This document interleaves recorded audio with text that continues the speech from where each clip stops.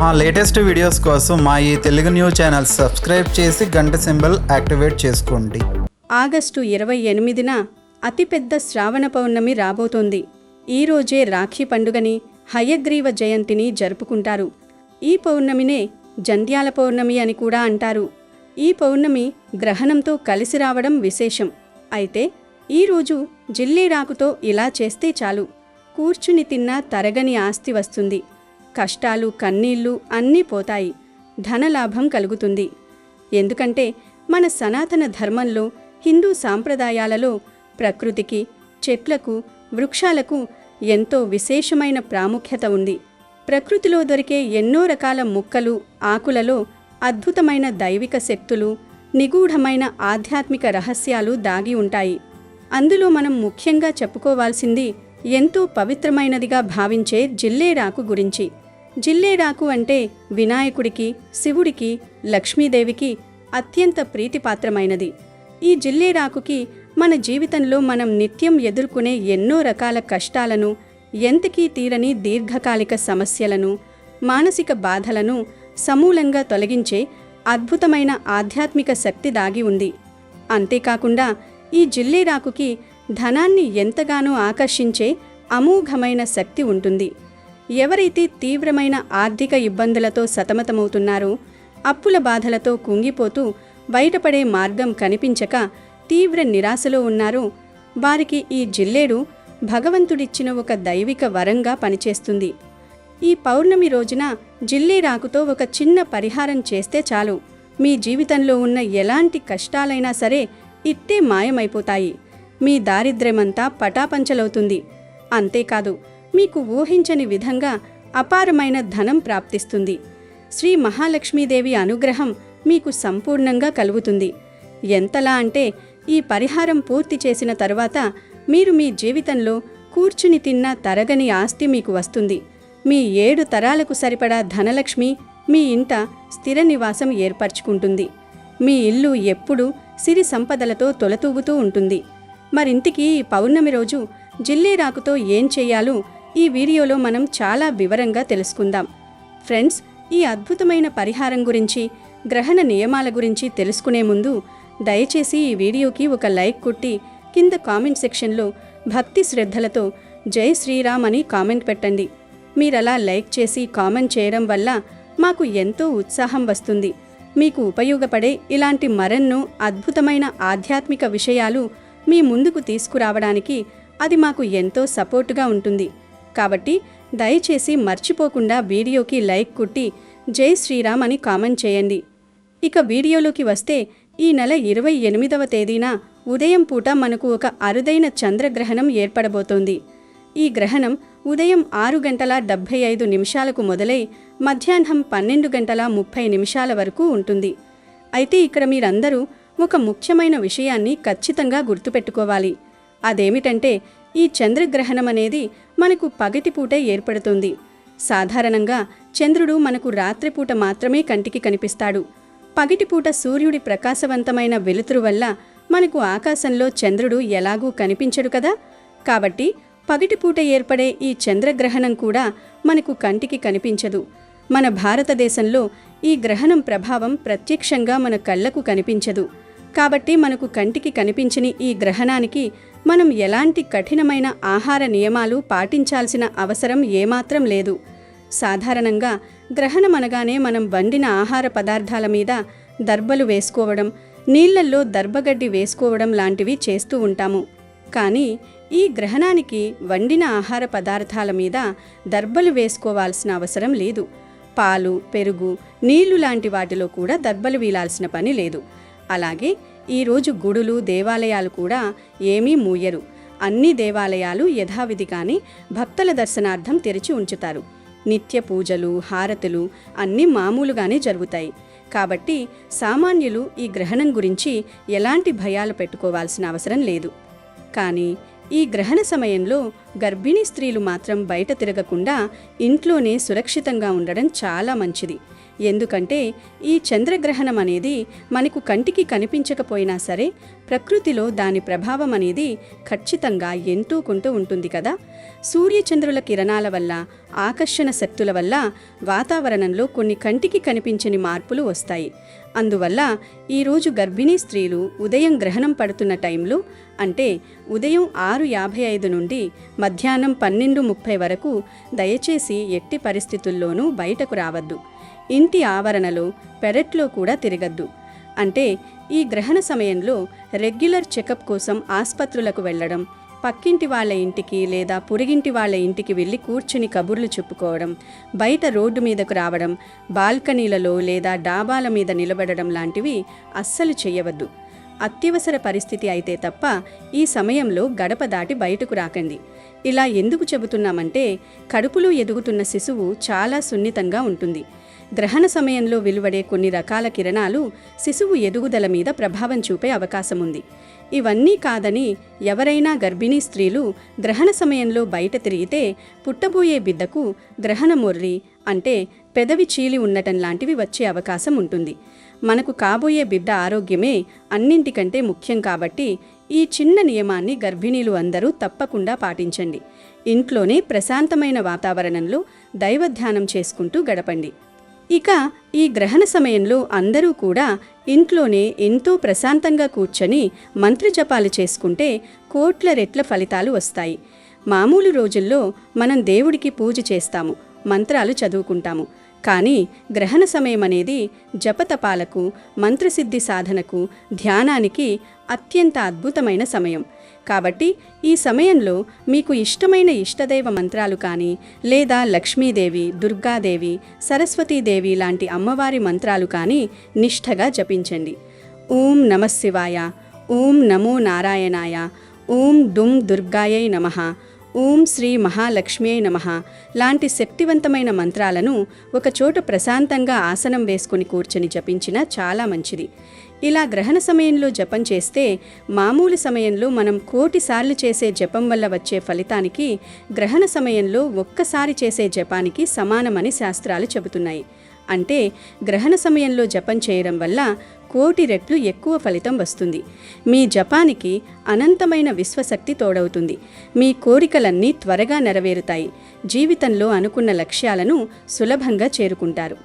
ఇక ఎవరైతే తమ జీవితంలో ఎడతెగని ఆర్థిక సమస్యలతో, తీవ్రమైన కష్టాలతో, చేతిలో చిల్లిగవ్వ ధనం లేక, చేసే ప్రతి పనిలో అడ్డంకులతో, శత్రుబాధలతో తీవ్రంగా బాధపడుతున్నారో వారు ఈ పౌర్ణమి రోజున జిల్లేడు ఆకుతో ఒక అద్భుతమైన పరిహారం చేసుకుంటే చాలు.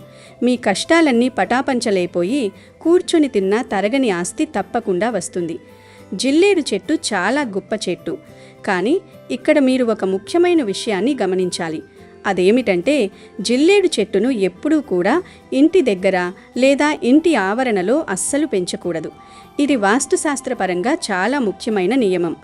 కొంతమంది తెలియక పూల కోసమను, పరిహారాల కోసమను జిల్లేడు చెట్టును తమ ఇంటి పెరట్లో, కుండీలలో లేదా ఇంటి చుట్టుపక్కల పెంచుతూ ఉంటారు.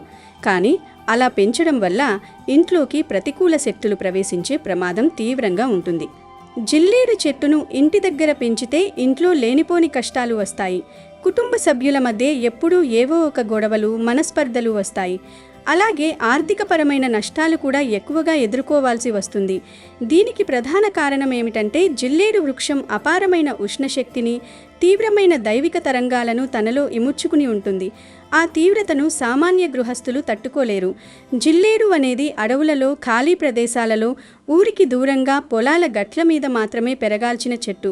కాబట్టి ఎట్టి పరిస్థితుల్లోనూ జిల్లేడు చెట్టును ఇంటి కాంపౌండ్ వాల్ లోపల నాటడం కానీ, పెంచడం కానీ అస్సలు చేయకండి. అలా కాదని పెంచితే ఇంటికి దరిద్రం, అరిష్టం దాపురించే అవకాశం లేకపోలేదు. కాబట్టి ప్రతి ఒక్కరూ ఈ విషయంలో చాలా జాగ్రత్త వహించండి. ఇంటి వాతావరణం ప్రశాంతంగా ఉండాలంటే ఈ వృక్షాన్ని దూరంగా ఉంచడమే శ్రేయస్కరం. జిల్లేడు చెట్టును ఇంటి దగ్గర పెంచకూడదు, కానీ బయట ఎక్కడో ఉన్న జిల్లేడు చెట్టు నుండి ఆకులను తెచ్చుకుని ఆ ఆకులతో మన ఇంట్లో భక్తి శ్రద్ధలతో కొన్ని పరిహారాలు చేస్తే మాత్రం ఎవరూ ఊహించని అద్భుతమైన ఫలితాలు వస్తాయి. ఆకును ఇంట్లోకి తీసుకురావడం వల్ల ఎలాంటి దోషం, ఎలాంటి నెగిటివ్ ఎఫెక్ట్ అస్సలు ఉండదు. పైగా ఈ పౌర్ణమి రోజున జిల్లేడు ఆకుతో మనం ఇప్పుడు చెప్పుకోబోయే పరిహారం చేస్తే మీరు ఎంత తిన్నా, మీ 7 తరాలు కూర్చుని తిన్నా తరగని ఆస్తి ప్రాప్తిస్తుంది. మరి ఇంతకీ ఈ పరిహారం ఎలా చేయాలో ఇప్పుడు మనం చాలా స్పష్టంగా స్టెప్ బై స్టెప్ వివరంగా తెలుసుకుందాం.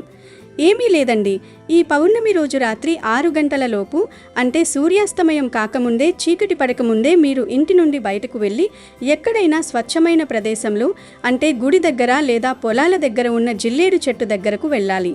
ముందుగా ఆ వృక్షానికి మనసులో నమస్కరించుకుని మీ కష్టాలు తీరాలని వేడుకుని ఒక మంచి జిల్లేడు ఆకును కోసుకుని తెచ్చుకోవాలి. ఆకు ఎక్కడా చిరిగిపోకుండా, రంధ్రాలు లేకుండా, పురుగులు కొట్టకుండా పచ్చగా నిగనిగలాడుతూ ఉండేలా చూసుకుని తెచ్చుకోండి. అలా జాగ్రత్తగా తెచ్చుకున్న ఆ జిల్లేడు ఆకును ఇంటికి తీసుకువచ్చిన తర్వాత ముందుగా పంపు కింద శుభ్రమైన నీటితో బాగా కడిగేయాలి. ఆ తర్వాత ఒక పరిశుభ్రమైన పొడిగుడ్డతో మెల్లగా తడి లేకుండా తుడవాలి. ఆ తర్వాత ఆ ఆకుకి పసుపు కుంకుమతో అందంగా 5 బొట్లు పెట్టేయాలి. బొట్లు పెట్టిన తర్వాత ఆ ఆకును ఒక శుభ్రమైన ప్లేట్లో పెట్టుకోవాలి. దీనికోసం ఇత్తడి, రాగి లేదా స్టీలు ప్లేట్ ఏదైనా పర్వాలేదు, కానీ ప్లాస్టిక్ ప్లేట్ మాత్రం వాడకండి. ఇప్పుడు ఆ ప్లేట్లో ఉన్న జిల్లేడు ఆకు మీద ముందుగా మీ గుప్పిట పట్టినంత కందిపప్పును తీసుకుని దానిపైన వేయాలి. ఇక్కడ కందిపప్పును ఎందుకు వాడుతున్నామంటే, కందిపప్పు అనేది నవగ్రహాలలో కుజగ్రహానికి అంటే అంగారకుడికి సంబంధించిన అత్యంత శక్తివంతమైన ధాన్యం. కుజుడు మనకు ధైర్యాన్ని, స్థైర్యాన్ని, శత్రువుల మీద విజయాన్ని, ముఖ్యంగా భూమి, ఆస్తిపాస్తులు, ఇల్లు, స్థిరాస్తులు ఇవ్వడంలో ప్రధాన పాత్ర పోషిస్తాడు. ఎవరికైతే అప్పుల బాధలు ఎక్కువగా ఉన్నాయో వారి కుజగ్రహం బలహీనంగా ఉందని అర్థం. ఈ కందిపప్పును పరిహారంలో ఉపయోగించడం వల్ల మీకు కష్టాలను ఎదిరించే అద్భుతమైన శక్తి వస్తుంది. అలాగే మీకున్న మొండి అప్పుల బాధలు, రుణ బాధలు అన్నీ పూర్తిగా తొలగిపోతాయి. ఆ తర్వాత ఆ ఆకుపైన వేసిన కందిపప్పు మీద ఒక స్పూను పంచదారను కూడా వెయ్యాలి. పంచదార అనేది సిరి సంపదలకు అధిదేవత అయిన ఆ లక్ష్మీదేవికి ప్రతీక. పంచదారలోని తీపిదనం మన జీవితంలో కూడా మధురమైన క్షణాలను, సంతోషాన్ని, ఆనందాన్ని, లగ్జరీ జీవితాన్ని తీసుకువస్తుంది. అందుకే లక్ష్మీ కటాక్షానికి పంచదార చాలా అద్భుతంగా పనిచేస్తుంది. ఆ తర్వాత వీటిపైన, అంటే ఆకు మీద ఉన్న కందిపప్పు, పంచదార పైన కొన్ని ఆవాలు కూడా వేయాలి. ఆవాలు అనేవి మన భారతీయ వంటగదిలో ఉండే ఒక అద్భుతమైన మాంత్రిక వస్తువు అని చెప్పవచ్చు. మనపై ఉన్న ఎదుటివారి దృష్టి దోషాలను, నరఘోషను, కనుదిష్టిని, అలాగే మన చుట్టూ ఉన్న నెగటివ్ ఎనర్జీని పారద్రోలడానికి ఆవాలు ఎంతో అద్భుతంగా, వేగంగా సహాయపడతాయి. మన ఎదుగుదలను చూసి ఓర్వలేని వారి చెడుచూపు మన మీద పడకుండా, మన ఇంట్లోకి దుష్టశక్తులు, దరిద్రం రాకుండా ఆవాలు ఒక అదృశ్య రక్షణ కవచంలా పనిచేస్తాయి. ఇక చివరగా వీటన్నింటిపైన కొద్దిగా పసుపు, కుంకుమ వేయాలి. ఇవి వేయడం వల్ల ఈ పరిహారానికి సంపూర్ణమైన దైవిక శక్తి, ప్రాణప్రతిష్ఠ కలుగుతుంది. అలాగే ఇంట్లో ఎప్పుడూ నిత్య కళ్యాణం, పచ్చతోరణంలాగా శుభకార్యాలు జరుగుతాయి. భార్యాభర్తల మధ్య అన్యోన్యత పెరుగుతుంది. ఇలా ఆకు మీద పసుపు, కుంకుమ బొట్లు పెట్టి అందులో కందిపప్పు, పంచదార, ఆవాలు, చివరగా కొద్దిగా పసుపు, కుంకుమ అన్నీ వేసిన తర్వాత ఈ ప్లేట్ను మీ చేతుల్లో భక్తిగా పట్టుకొని మీ ఇల్లంతా, అంటే ప్రతి గదిలోకి, హాలు, వంటగది, పడక గదిలోకి వెళ్ళి గది మూలల్లో చూపిస్తూ ఇల్లంతా ప్రదక్షిణగా తిప్పేయాలి. ఇలా తిప్పుతున్నప్పుడు మీ ఇంట్లో ఉన్న నెగిటివ్ ఎనర్జీ, దరిద్రం, అనారోగ్యం, కష్టాలు మొత్తం ఈ ఆకులోకి లాక్కోబడాలి. మీ కష్టాలన్నీ ఆకుతో పాటు వెళ్ళిపోవాలని మనసులో చాలా బలంగా, నమ్మకంగా సంకల్పించుకోవాలి. మీ సంకల్ప బలమే ఇక్కడ సగం ఫలితాన్ని ఇస్తుంది. ఆ తరువాత లాస్ట్లో ఆ ప్లేట్ను తీసుకువెళ్ళి మీ ఇంటి మెయిన్ డోర్ గుమ్మానికి, సింహద్వారానికి బయట వైపున, ఎడమ వైపున పెట్టి వదిలేయాలి. మీరు ఇంట్లోంచి బయటకు వస్తున్నప్పుడు మీకు ఎడమ చేతి వైపున కింద ఒక మూలగా పెట్టాలి. ఇలా గుమ్మానికి ఎడమ వైపున ఈ ఆకు, ధాన్యాలు ఉన్న ప్లేట్ను ఒక 48 గంటల పాటు, అంటే 2 రోజుల పాటు అస్సలు కదపకుండా, ఎవరి కాలికి తగలకుండా భద్రంగా అలాగే వదిలేయాలి. ఆ 48 గంటలు పూర్తయిన తర్వాత ఆ ప్లేట్లో ఉన్న ఆకును, అందులో ఉన్న వస్తువులను చేత్తో లేదా వేరే దేనితోనైనా జాగ్రత్తగా తీసి ఒక కవర్లో వేసుకోవాలి. ఆ కవర్ను తీసుకువెళ్ళి పారే నీటిలో పడేయాలి. అంటే పారుతున్న కాలువలో కానీ లేదా నదిలో కానీ వేయాలి. ఒకవేళ పారే నీరు అందుబాటులో లేకపోతే ఎవరూ తొక్కని చెట్టు మొదట్లో వేసినా పర్వాలేదు. ఇలా గనక మీరు ఈ పౌర్ణమి రోజున మీ ఇంటి దగ్గర దగ్గర ఎంతో నమ్మకంతో శ్రద్ధతో చేసుకుంటే ఇక మీ జీవితంలో ధనానికి లోటు అనేది అస్సలు రాదు. ఎంతటి దరిద్రమైనా సరే పారిపోవాల్సిందే. ఆ శ్రీ మహాలక్ష్మీదేవి మీ ఇంటిని వెదుక్కుంటూ వచ్చి అష్టైశ్వర్యాలను భోగభాగ్యాలను కురిపిస్తుంది. మీకు జీవితంలో తిరుగులేని రాజయోగం పడుతుంది. మిమ్మల్ని పట్టి పీడిస్తున్న అప్పుల బాధలన్నీ త్వరలోనే పూర్తిగా తీరిపోయి ఆర్థికంగా ఎంతో ఉన్నత స్థితికి గౌరవప్రదమైన స్థాయికి చేరుకుంటారు. మీ వ్యాపారాలు దినదినాభివృద్ధి చెందుతాయి. చేసే వృత్తి ఉద్యోగాలలో ప్రమోషన్లు, ఊహించని ధనలాభాలు వస్తాయి. మీరు ఎంత ఖర్చు పెట్టినా తరగని, మీ పిల్లలు వారి పిల్లలు కూడా కూర్చుని తిన్నా తరగని ఆస్తి మీ సొంతమవుతుంది. మీ కుటుంబం ఎప్పుడూ సుఖశాంతులతో ఆయురారోగ్యాలతో వర్ధిల్లుతుంది. గనుక అందరూ ఈ జిల్లేడు ఆకు పరిహారాన్ని చేసి శుభ ఫలితాలను పొంది సంతోషంగా జీవించండి. ఈ పౌర్ణమి రోజున ఒక చిన్న దక్షిణావ్రత శంఖాన్ని తెచ్చి మీ పూజ గదిలో పెట్టుకోండి. పూజ గదిలో దక్షిణావ్రత శంఖం ఉంటే చాలా మంచిది. కాబట్టి ఈ పౌర్ణమి రోజున శంఖం తెచ్చి పాలతో అభిషేకం చేసి మీ పూజ గదిలో పెట్టుకుంటే మీ కుటుంబానికి అన్ని విధాలుగా బాగా కలిసి వస్తుంది. అలాగే ఈ శ్రావణ పౌర్ణమి రోజును మీ ఇంటికి ఎవరైనా ముత్తైవులు వస్తే ఇంటికి వచ్చిన ముత్తైవులకు కుంకుమ బుట్టు పెట్టి తాంబూలం ఇవ్వండి. మాంగళ్య బలం పెరుగుతుంది. ఇక వివాహ ప్రయత్నాలు చేసేవారు ఈ పౌర్ణమి రోజున ఒక పసుపు రంగు వస్త్రంలో 7 పసుపు కొమ్ములు వేసి మూట కట్టి ఆ మూటను దగ్గరలో ఉన్న రావి చెట్టుకు కట్టండి. మీ కోరికను రావి చెట్టుకు చెప్పుకోండి. అతి త్వరలోనే వివాహ యోగం సిద్ధిస్తుంది. ఇక ఎంతో పవిత్రమైన ఈ శ్రావణ పౌర్ణమి రోజున గోవుకు ఆహారం పెడితే మీకు ఉండే కష్టాలు పోతాయి, దోషాలు పోతాయి, సకల ఐశ్వర్యాలు సిద్ధిస్తాయి అని శాస్త్రాలు చెప్తూ ఉన్నాయి. పౌర్ణమి రోజు బియ్యపిండిలో బెల్లం కొంచెము నీరు కలిపి గోవుకు ఆహారంగా పెట్టడం వల్ల మానసిక ప్రశాంతత కలుగుతుంది. అలాగే నానబెట్టిన కందులను గోవుకు ఆహారంగా పెట్టడం వల్ల మనలో ఉన్న కోపం తగ్గిపోతుంది. శ్రావణ పౌర్ణమి రోజు నానబెట్టిన కుసుమ గింజలను గోవుకు ఆహారంగా పెట్టడం వల్ల మనం చేసిన పాపాలు దూరమవుతాయి. నానబెట్టిన శనగలను ఈరోజు గోవుకు ఆహారంగా పెట్టడం వల్ల మనలో ఆధ్యాత్మిక చింతన ఏర్పడుతుంది. రాగిపిండి మరియు బెల్లము కలిపి గోవుకు పెడితే మనకు ఉన్న దరిద్రాలు తొలగిపోతాయి. శ్రావణ పౌర్ణమి రోజు నానబెట్టిన పెసర్లను ఆవుకు ఆహారంగా పెట్టడం వల్ల విద్యా అభివృద్ధి కలుగుతుంది.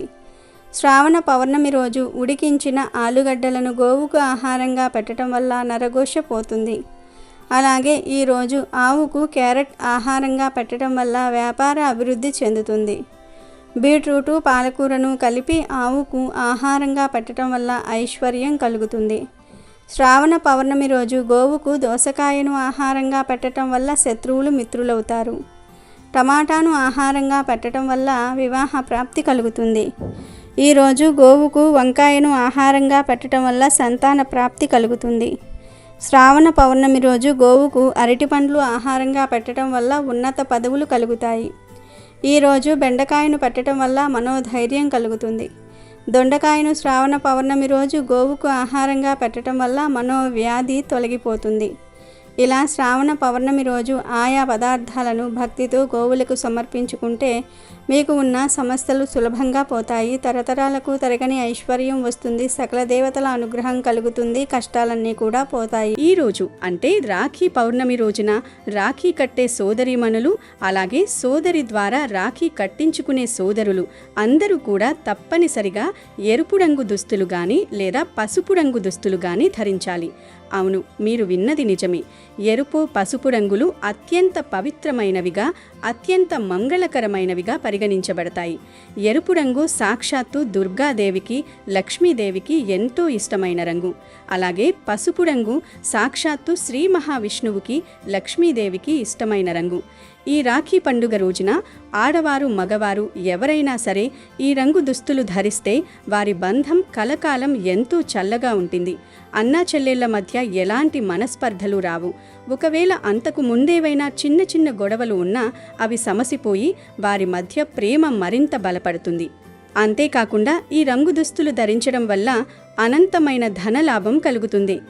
ఏ పని మొదలుపెట్టినా అద్భుతంగా కలిసి వస్తుంది. చీరలు కట్టుకునే ఆడవారు ఎరుపు లేదా పసుపు రంగు చీరలు కట్టుకోవాలి. పట్టు చీరలు కట్టుకుంటే ఇంకా మంచిది. అలాగే డ్రెస్సులు వేసుకునేవారు కూడా ఎరుపు లేదా పసుపు రంగు డ్రెస్సులు వేసుకోవాలి. కేవలం ఆడవారే కాకుండా మగవారు, ఇంట్లో ఉండే చిన్నపిల్లలు, వయస్సులో ఉన్న పెద్దవాళ్ళు ఇలా అందరూ కూడా ఈ ఎరుపు లేదా పసుపు రంగు దుస్తులనే ధరించడానికి ప్రయత్నించాలి. ఇలా ధరిస్తే ఆ ఇంట్లో లక్ష్మీ కటాక్షం నిండుగా కలుగుతుంది. అష్ట ఐశ్వర్యాలు సిద్ధిస్తాయి. ముఖ్యంగా పెళ్ళైన సుమంగళి ఆడవారు ఈరోజు ఈ 2 రంగులలో ఏదో ఒక రంగులో ఉండే చీరను కట్టుకొని తమ సోదరుడికి రాఖీ కడితే చాలా మంచిది. దీనివల్ల వారి జీవితంలో ధనం, ఐశ్వర్యం అన్నీ అప్రయత్నంగా కలిసి వస్తాయి. ఈ ఎరుపు రంగు శక్తికి, విజయానికి సంకేతం కాగా, పసుపు రంగు జ్ఞానానికి, శుభానికి ప్రతీక. ఈ రంగులు మనలోని సానుకూల శక్తిని అంటే పాజిటివ్ ఎనర్జీని అమాంతం పెంచుతాయి. అలాగే మన చుట్టూ ఉన్న వాతావరణాన్ని ఎంతో ప్రశాంతంగా, పవిత్రంగా మారుస్తాయి. కాబట్టి రాఖీ కట్టే శుభ సమయంలో ఈ రంగు దుస్తులు ధరించడం వల్ల ఆ రక్షాబంధనానికి మరింత దైవిక శక్తి చేకూరుతుంది. అయితే ఇక్కడ అందరూ ఖచ్చితంగా ఒక ముఖ్యమైన విషయం గుర్తుపెట్టుకోవాలి. అదేమిటంటే ఈ రాఖీ పౌర్ణమి రోజున పొరపాటును కూడా ఎవ్వరూ నల్లటి రంగు దుస్తులు ధరించకూడదు. అవును, మగవారు కానివ్వండి, ఆడవారు కానివ్వండి, ఎవ్వరూ కూడా నలుపు రంగు దుస్తులు అస్సలు వేసుకోకూడదు. ఈ రోజుల్లో చాలామంది ఫ్యాషన్ కోసం, ట్రెండ్ కోసం నలుపు రంగు బట్టలు వేసుకుంటే లుక్ బాగా వస్తుందని, ఫోటోలు బాగా వస్తాయని భావించి నలుపు రంగు బట్టలు ఎక్కువగా వేస్తూ ఉంటారు. కానీ శుభకార్యాలలో, పండుగ దినాలలో, దైవ కార్యాలలో నలుపు రంగును అత్యంత అశుభంగా భావిస్తారు. రాఖీ పౌర్ణమి లాంటి అత్యంత పవిత్రమైన రోజున నలుపు రంగు దుస్తులు వేసుకొని రాఖీ కడితే లేదా కట్టించుకుంటే సోదర సోదరీమణుల మధ్య లేనిపోని గొడవలు వస్తాయి. వారి మధ్య ఉన్న అనురాగం, ఆప్యాయత తగ్గిపోయి అకారణంగా దూరం పెరిగే అవకాశం ఉంటుంది. నలుపు రంగు ప్రతికూల శక్తికి అంటే నెగిటివ్ ఎనర్జీకి సులభంగా ఆకర్షితమవుతుంది. కాబట్టి ఆ రంగును పండుగ రోజున పూర్తిగా దూరం పెట్టడం అందరికీ శ్రేయస్కరం. మీ అన్నా చెల్లెళ్ల బంధం కలకాలం సంతోషంగా సాగాలంటే నలుపు రంగు బట్టలను పొరపాటును కూడా ధరించవద్దు. ఇకపోతే ఈ పండుగ రోజున ఆడవారు వేసుకునే గాజుల విషయానికి వస్తే, చేతికి నిండుగా రంగురంగుల గాజులు వేసుకోవడం మన సంప్రదాయంలో సుమంగళికి ప్రతిరూపం. గాజులు లేని చేతులతో ఏ శుభకార్యం చేయకూడదు. రాఖీ పౌర్ణమి రోజున ఆడవారు ముఖ్యంగా పింక్ రంగు గాజులు లేదా రెడ్ రంగు గాజులు, ఈ 2 రంగులలో ఏదో ఒక రంగులో ఉండే గాజులను తప్పనిసరిగా వేసుకోవాలి. ఆడవారి చేతుల గాజుల గలగల ఇంటికి ఎంతో శోభను, కళను తెస్తాయి. గులాబీ, ఎరుపు రంగు గాజులు అమ్మవారికి ఎంతో ప్రీతికరం. ఆడవారు ఈ రంగు గాజులు వేసుకుని తమ చేతుల మీదుగా రాఖీ కడితే లక్ష్మీదేవి అనుగ్రహం పూర్తి స్థాయిలో వారి కుటుంబంపై కలుగుతుంది. తద్వారా సకల ఐశ్వర్యాలు సిద్ధిస్తాయి. ఆ గాజుల సవ్వడికి ఇంట్లోకి సిరి సంపదలు నడుచుకుంటూ వస్తాయి. కాబట్టి ఈ రాఖీ పౌర్ణమి రోజున ఆడవారు అందంగా ఎరుపు లేదా పసుపు రంగు చీరలు కట్టుకుని చేతులకు అందమైన ఎరుపు లేదా గులాబీ రంగు గాజులు నిండుగా వేసుకుని మీ సోదరుడికి నుదుటన తిలకం దిద్ది రాఖీ కట్టి మీ అన్నా చెల్లెల బంధాన్ని మరింత బలోపేతం చేసుకోండి. ఈ విధంగా చేయడం వల్ల మీ జీవితంలో సంతోషం, సంపద, ఆరోగ్యం ఎప్పుడూ వెల్లివిరుస్తాయి. ఆ శ్రీ మహాలక్ష్మి కటాక్షం మీ ఇరు కుటుంబాలపై ఎల్లప్పుడూ చల్లగా ఉంటుంది. హిందువులకు శ్రావణ మాసం చాలా ప్రత్యేకమైనది. అత్యంత శుభప్రదంగా భావించే ఈ నెల ఆధ్యాత్మిక కార్యక్రమాలు, వివాహాది శుభకార్యాలతో ఎంతో సందడిగా ఉంటుంది. శ్రావణ మాసం అంతా పవిత్రమైనదిగా భావించినప్పటికీ ఆ నెలలో వచ్చే పౌర్ణమిని మాత్రం మరింత గొప్పదిగా భావిస్తారు. ఆ రోజు ఆలయాలకు వెళ్ళి అమ్మవారిని దర్శించి సకల సౌభాగ్యాలు ప్రసాదించాలని కోరుకుంటారు. శ్రావణ పౌర్ణమి రోజే హయగ్రీవ జయంతిని కూడా జరుపుకుంటారు. శ్రావణ పౌర్ణమిని జంధ్యాల పౌర్ణమి అని కూడా అంటారు. అన్నా చెల్లెళ్ల అనుబంధానికి ప్రతీకగా నిలిచే రాఖీ పండుగను కూడా శ్రావణ పౌర్ణమి రోజే జరుపుకుంటూ ఉంటారు. రాఖీ అంటే రక్షాబంధనం, అన్నా చెల్లెళ్ల ప్రేమ బంధం. శ్రావణ పౌర్ణమి నాడు జరుపుకునే రాఖీ పండుగ సోదర ప్రేమకు సంకేతం. ఈరోజు అక్క లేదా చెల్లెలు సోదరుని చేతికి రాఖీ కట్టి 10 కాలాల పాటు చల్లగా ఉండాలని మనసారా కోరుకుంటుంది. తమ సుఖాన్ని, సంతోషాన్ని కోరుకునే సోదరిపై సహజంగానే అన్నదమ్ములకు ఆత్మీయత బలపడుతుంది. ఆమెను జీవితాంతం రక్షించడానికి, కంటికి రెప్పలా కాపాడడానికి సిద్ధంగా ఉంటారు.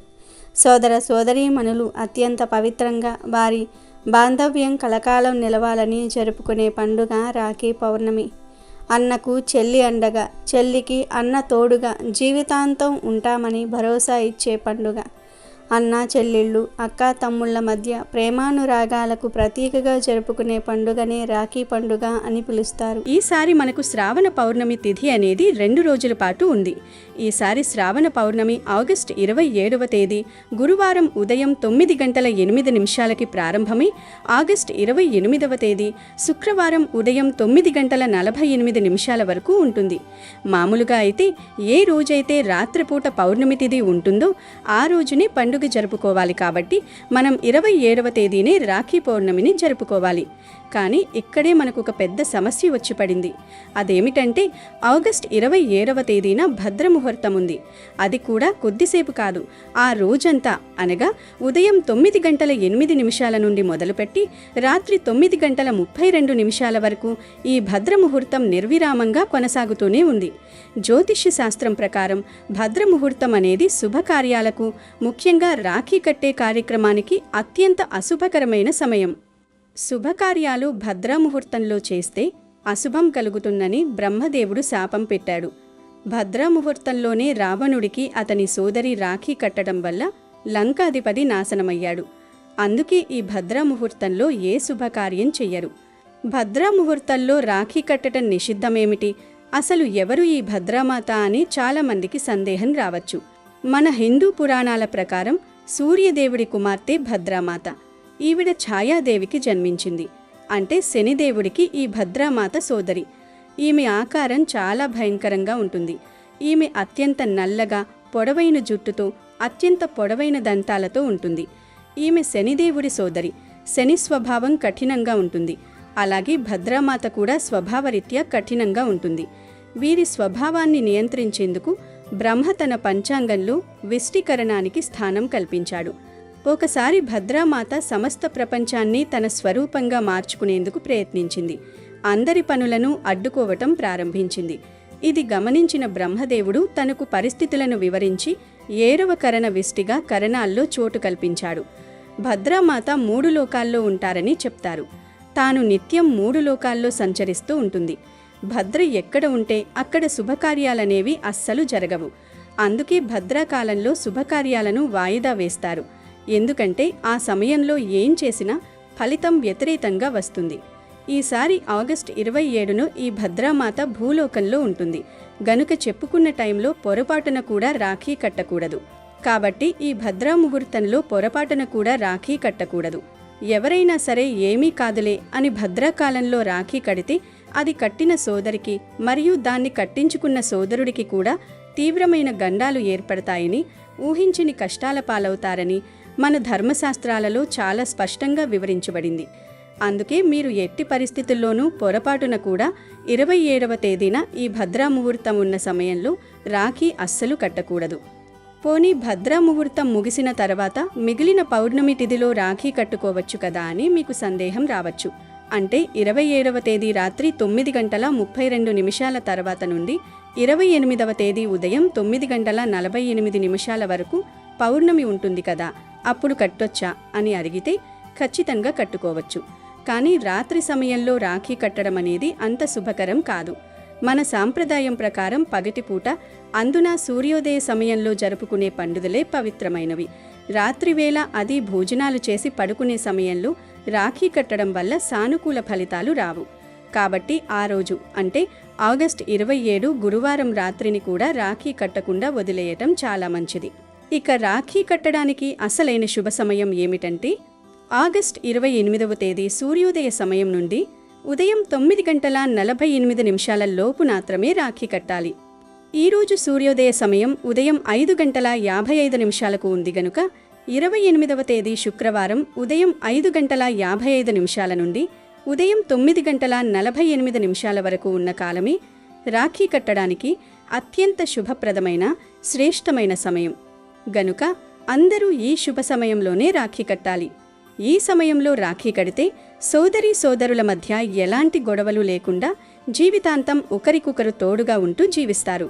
అయితే ఇక్కడ ఇంకొక ముఖ్యమైన విషయం గురించి కూడా మనం మాట్లాడుకోవాలి. అదేమిటంటే ఈ రోజే అంటే ఆగస్టు 28వ తేదీని పౌర్ణమి తిథి నాడు చంద్రగ్రహణం కూడా ఏర్పడబోతోంది. ఇది ఈ రోజు ఉదయం 6:55 మొదలయ్యి మధ్యాహ్నం 12:30 వరకు ఉంటుంది. మరి గ్రహణ సమయంలో రాఖీ కట్టవచ్చా అన్న భయం లేదా అనుమానం అందరికీ కలుగుతుంది. ఇక్కడ మీరు గమనించాల్సిన విషయం ఏమిటంటే, ఈ గ్రహణ సమయంలో మనకు చంద్రుడు కనిపిస్తాడా? పగటిపూట కావడంతో సూర్యుడి వెలుగులో ఖచ్చితంగా చంద్రుడు మనకు కనిపించడు. కాబట్టి ఈ గ్రహణం కూడా మన భారతదేశంలో మనకెక్కడా కనిపించదు. శాస్త్రాల ప్రకారం మనకు కంటికి కనిపించని గ్రహణానికి ఎటువంటి సూతక కాలం గాని గ్రహణ దోషం గాని ఏమాత్రం వర్తించదు. గనుక ఈ గ్రహణం వలన మనం రాఖీ కట్టే సమయానికి ఎలాంటి నెగిటివ్ ఎఫెక్ట్ పడదు. కాబట్టి గ్రహణం గురించి ఎలాంటి భయాలు, అపోహలు మనసులో పెట్టుకోవాల్సిన అవసరం లేదు. ఇప్పుడు చెప్పిన సమయమే రాఖీ కట్టడానికి అత్యంత శుభ సమయమని అందరూ ఖచ్చితంగా గుర్తుపెట్టుకోండి. అంటే ఆగస్టు 28వ తేదీ శుక్రవారం ఉదయం 5:55 నుండి 9:48 వరకు ఉన్న టైంలోనే ప్రతి ఒక్కరూ తమ సోదరులకు రాఖీ కట్టండి. ఇదే రాఖీ కట్టడానికి అసలైన దోషరహితమైన శుభముహూర్తం. ఇక ఉదయం 9:48 తరువాత పౌర్ణమి వెళ్ళిపోతుంది గనుక ఆ తర్వాత మీరు రాఖీ కట్టినా కూడా పండుగ ఫలితమైతే మీకు పూర్తిగా రాదు. అందువల్ల ఎవరైతే రాఖీ కట్టాలనుకుంటున్నారో వాళ్ళందరూ కూడా తమ విలువైన సమయాన్ని వృధా చేసుకోకుండా ఈ శుభ సమయంలోనే మీ అన్నదమ్ములకు ప్రేమతో రాఖీ కట్టి వారి ఆశీస్సులు మెండుగా పొంది జీవితాంతం ఒకరికొకరు తోడుగా ఉంటూ అన్ని శుభ ఫలితాలను పొంది ఎల్లప్పుడూ సంతోషంగా జీవించండి.